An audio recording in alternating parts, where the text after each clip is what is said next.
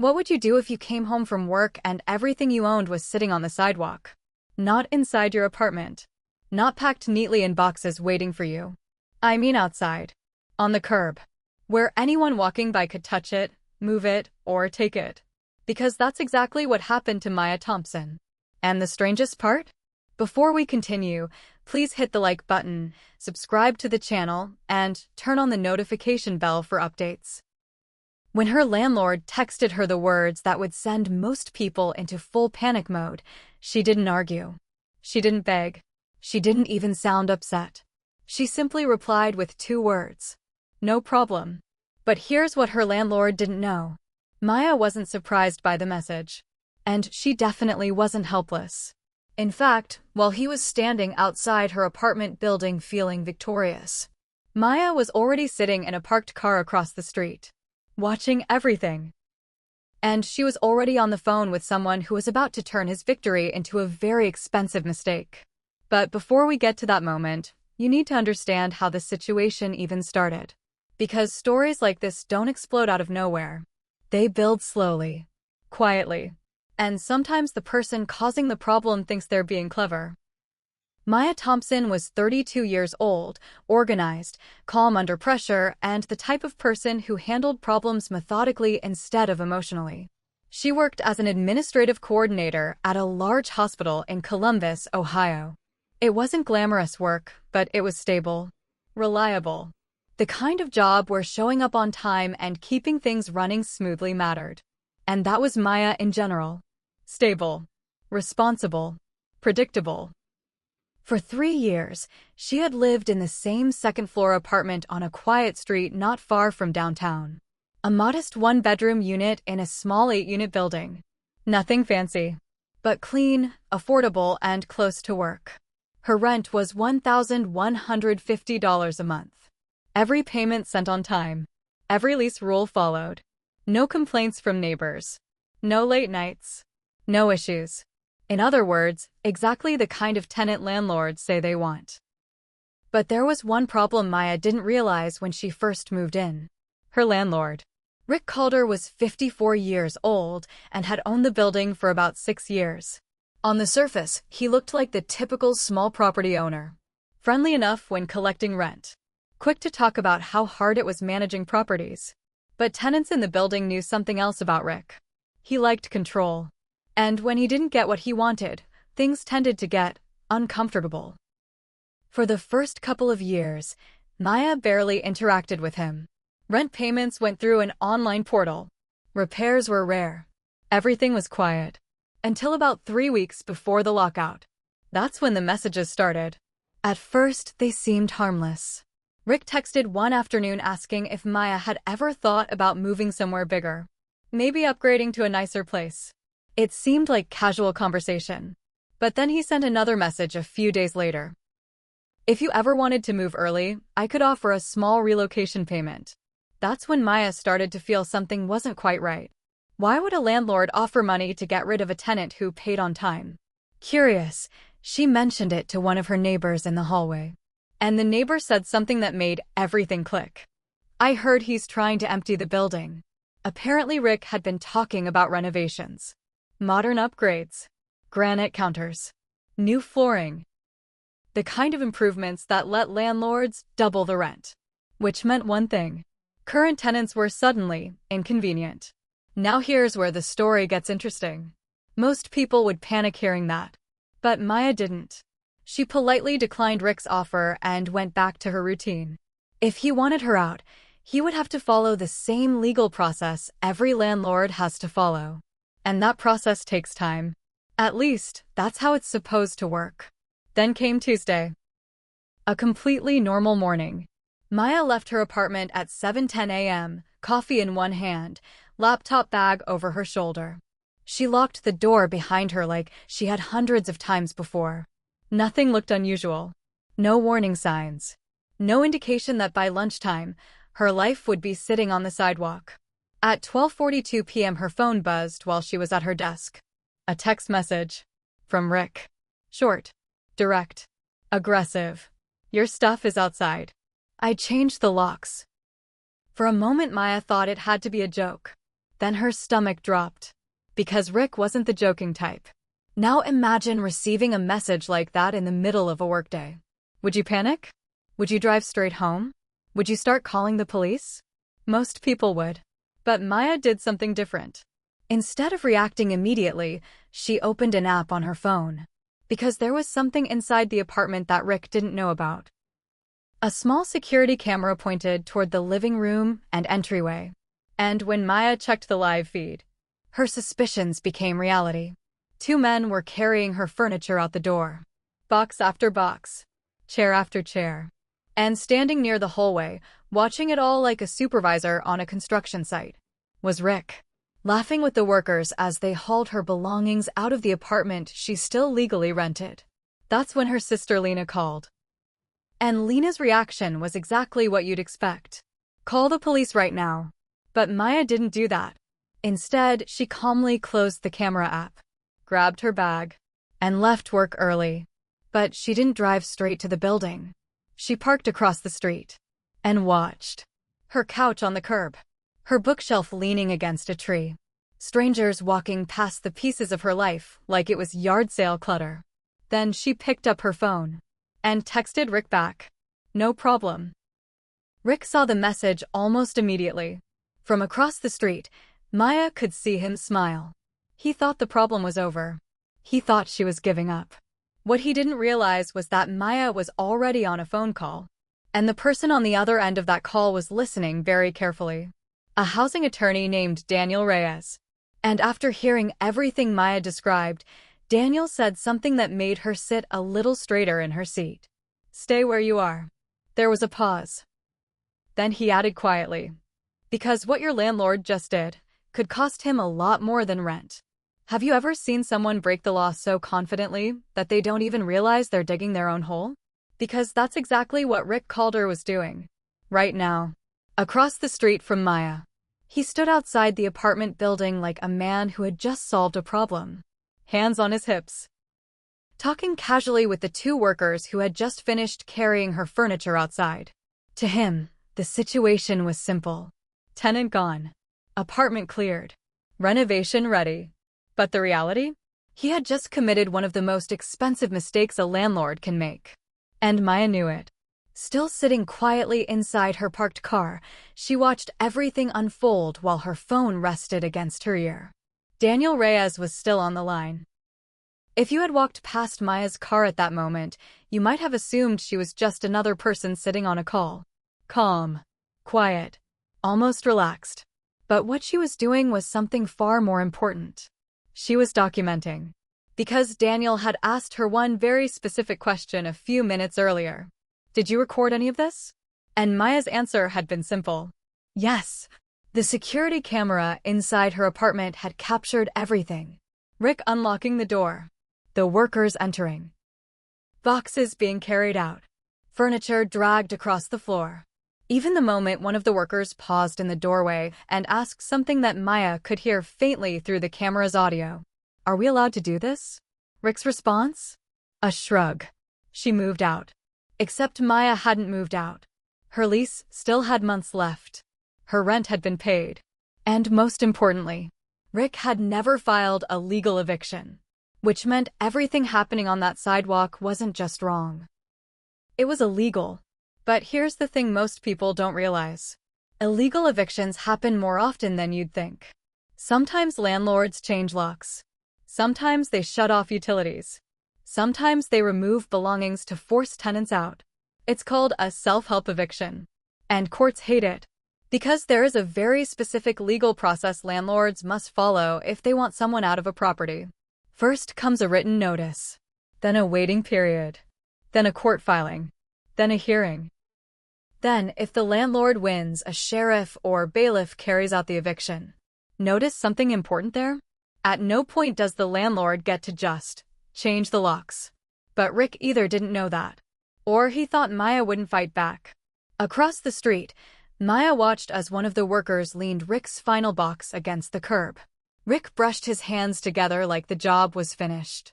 Then he pulled out his phone, probably texting another contractor. Maybe even advertising the unit. Maya took another photo. Click. Another angle. Click. She wasn't rushing. She wasn't yelling. And that calmness is exactly why Rick made his next mistake. He noticed her. From across the street. Their eyes met. Rick squinted for a moment, clearly trying to figure out if it was really her sitting in that car. Then recognition hit. And he smiled. A smug smile. The kind someone gives when they think they've already won. He started walking toward the curb, looking directly at Maya's car. "Stay right where you are," Daniel said quietly through the phone. "I am," Maya replied. Daniel asked another question. "Your belongings are still outside?" "Yes." "Good." That word might sound strange in this situation. Good. But Daniel had spent more than 20 years handling housing disputes. And he understood something Rick didn't. The more evidence there was, the stronger Maya's case became. Rick finally stopped about 20 feet from her car. He crossed his arms and shouted across the street. "You got my text?" Maya rolled down the window slowly. Her voice was calm. "I did." Rick shrugged like it was no big deal. "You were moving anyway." Except she wasn't. And Rick knew it. But confidence can make people careless. He gestured toward the building. "You can grab your stuff and go." Just like that. 3 years of living there reduced to a casual wave of the hand. Inside the car, Maya tilted her phone slightly so Daniel could hear. Then she asked Rick something very simple. "Did you file an eviction?" Rick laughed. "Don't need to." Daniel spoke immediately. "Maya, I'm calling the police now." Rick couldn't hear that part. He just saw Maya sitting there, still calm, still quiet. Which confused him. Because this wasn't the reaction he expected. Most tenants would be yelling by now. Threatening. Begging. Something. Instead, Maya looked almost patient. Rick shook his head. "Look, I did you a favor. Now you don't have to worry about moving later." Maya said nothing. She simply lifted her phone and snapped another photo of him standing beside her belongings. Click. Rick frowned. "You taking pictures?" "Yes." "Why?" Maya answered honestly. "For the record." Rick scoffed. "There is no record." That line hung in the air for a moment. Because sometimes people say things with so much confidence, they don't realize how wrong they are. Inside the car, Daniel said quietly, "Police should be there soon." And right on cue, something appeared at the end of the street. Flashing lights. One patrol car. Then another. Rick noticed them too. At first, he didn't react. But as the car slowed and turned toward the building, his expression changed. Confusion. Then irritation. Then something else. Concern. The patrol cars pulled up along the curb beside the pile of Maya's belongings. 2 officers stepped out. One of them looked at the boxes. The couch. The scattered furniture. Then he looked at Rick. "Is this your property?" the officer asked. Rick opened his mouth to answer. But before he could say anything, Maya stepped out of her car and calmly walked toward them. Phone still in her hand. Camera footage ready. Lease agreement saved. Text message open. And as Officer Grant Miller turned toward her, Maya said something that immediately shifted the entire situation. "I'm the tenant." Rick's stomach dropped. Because suddenly the scene didn't look like a landlord managing his property anymore. It looked like something else. Something that could get very expensive. And what Officer Miller asked next would make Rick realize just how serious this situation was. "Do you have a court eviction order?" "Let me ask you something. What happens when someone who thinks they're in control suddenly realizes they're not?" Because the moment Officer Grant Miller asked that question, the entire energy on the sidewalk changed. "Do you have a court eviction order?" It sounded simple. Routine, even. But for Rick Calder, it was the one question he didn't want to hear. He blinked once. Then again. Like he was buying time. No, he finally said. And in that tiny pause, just 2 seconds long, you could almost feel the momentum shift. Because the officer's posture changed immediately. Officer Miller wasn't smiling anymore. He glanced from Rick to the pile of furniture, then to Maya standing calmly beside her car. "Ma'am," he said, turning toward her. "Do you live here?" Maya nodded. "Yes. Unit 2B. Do you currently have a lease?" She already had the document open on her phone. "Yes, sir." Signed lease. Rent paid through the end of the month. She held the phone out. Officer Miller scanned the screen. Then he asked the next question. Did you give notice that you were moving out? No. Maya's answer was short. Calm. Clear. And suddenly Rick wasn't looking nearly as confident as he had 5 minutes earlier. The second patrol officer, a younger officer named Patel, started walking slowly around the pile of belongings. A couch. 3 sealed boxes. A bookshelf. Kitchen items. A desk chair tipped on its side. All sitting on the public sidewalk. Sir, Officer Patel asked Rick, did you remove these items from the apartment? Rick cleared his throat. Well, yeah, but she wasn't. Officer Miller cut in gently but firmly. Did you receive a court order authorizing an eviction? Rick shook his head. No, but... And did the tenant abandon the property? Rick hesitated again. Another dangerous pause. Because Maya spoke up. I was at work. She held up her phone. And he texted me this. Officer Miller read the message on the screen. Your stuff is outside. I changed the locks. The officer exhaled slowly through his nose. Then he turned back to Rick. Sir, you can't do that. Rick's jaw tightened. What do you mean I can't? It's my building. That sentence right there? It's something officers hear all the time in situations like this. And it almost always leads to the same explanation. Officer Miller folded his arms. Property ownership doesn't allow you to remove a tenant without a legal eviction. Rick scoffed. She wasn't paying rent. Maya spoke again. Yes, I was. 2 taps on her phone. Bank statement. Rent payment confirmation from 6 days earlier. Officer Miller looked at the screen. Then at Rick. Now Rick's confidence was fading fast. But pride is a stubborn thing. He gestured toward the apartment. Look, I was just getting ready to renovate the place. Officer Patel raised an eyebrow. So you changed the locks? Yes. And removed her belongings? Yes. Without a court order. Without a notice. Without a sheriff. In legal terms, Rick had just admitted to conducting what's called a self-help eviction. And that's where things started getting uncomfortable. Because by now, neighbors had started noticing the police cars. One door opened down the hallway. Then another. People stepped onto balconies. A couple walking past on the sidewalk slowed down to watch. Rick looked around and suddenly realized this was becoming very public. Officer Miller turned toward Maya. Do you have proof your belongings were removed from inside the unit?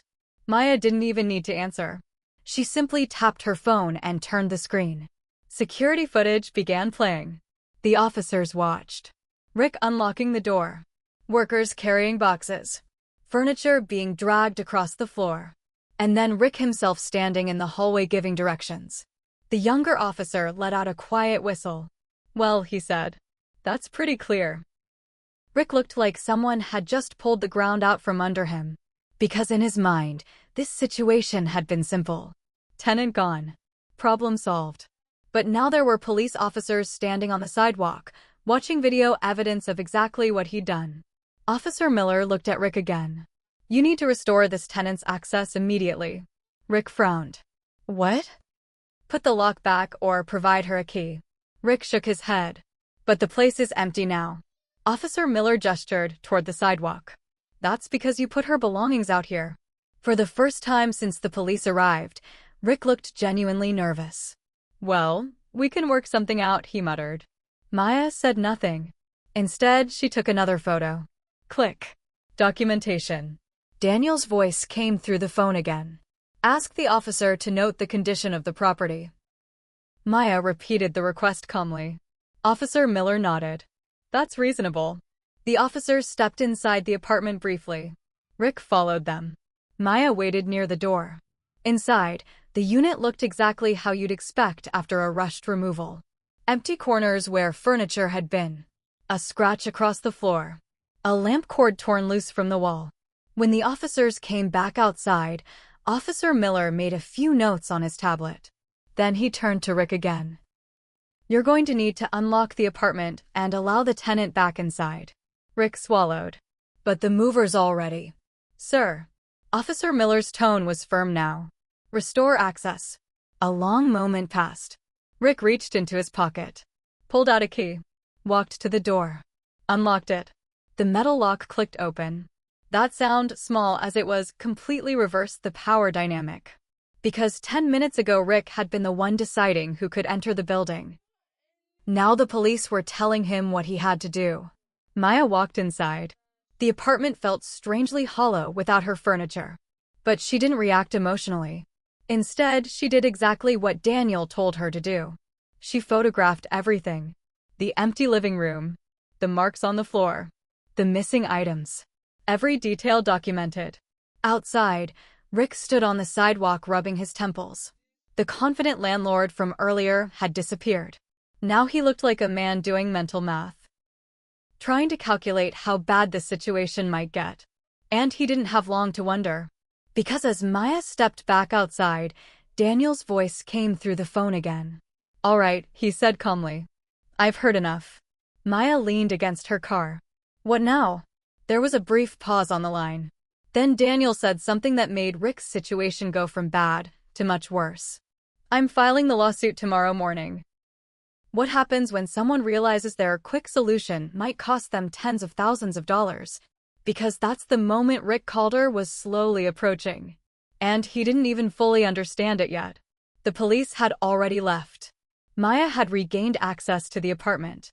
Her belongings were being carefully moved back inside with the help of a few neighbors who had watched the entire situation unfold. But the real storm hadn't started. Not yet. That would begin the next morning. And it would arrive in the form of a legal document with Rick's name printed on the front.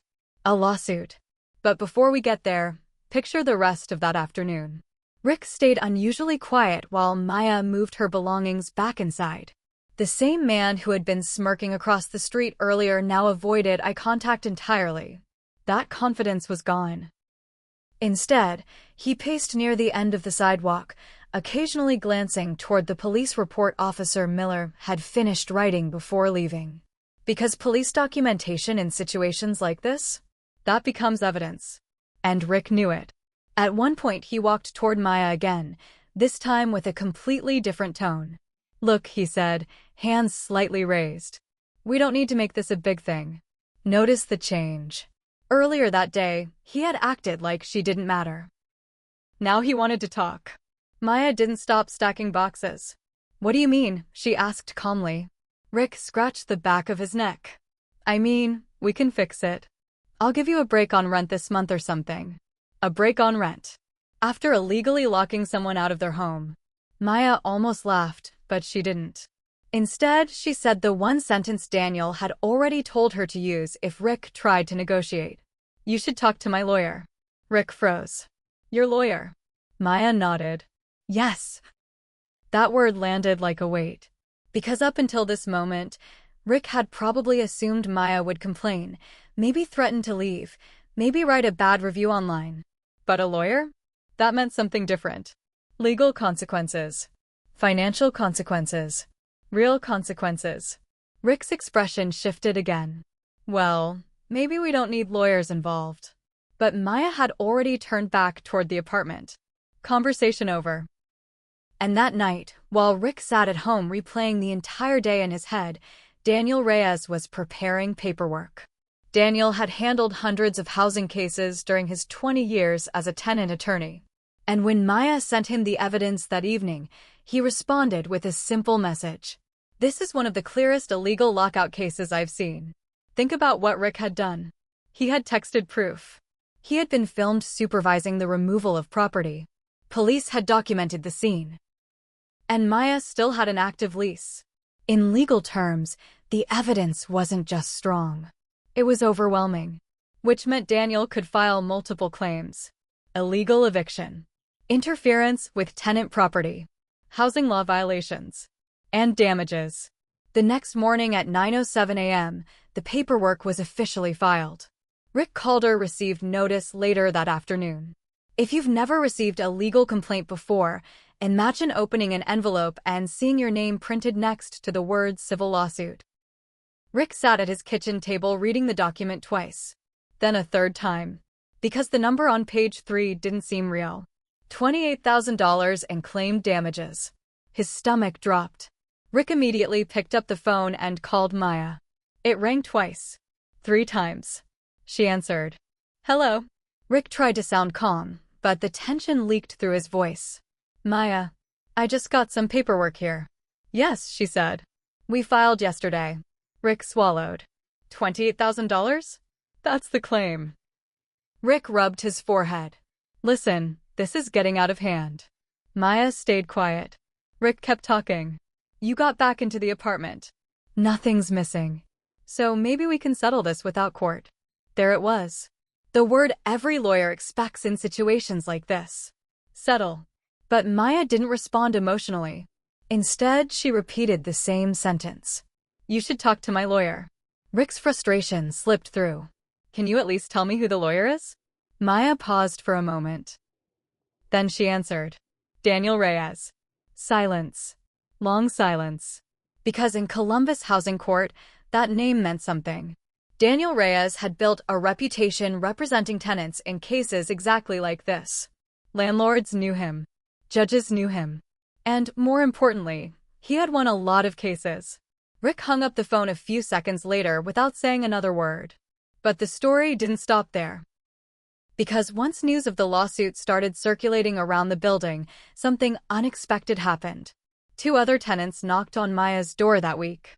The first was a man named Trevor who lived downstairs. Hey, he said quietly. Did Rick try to push you out too? Maya nodded.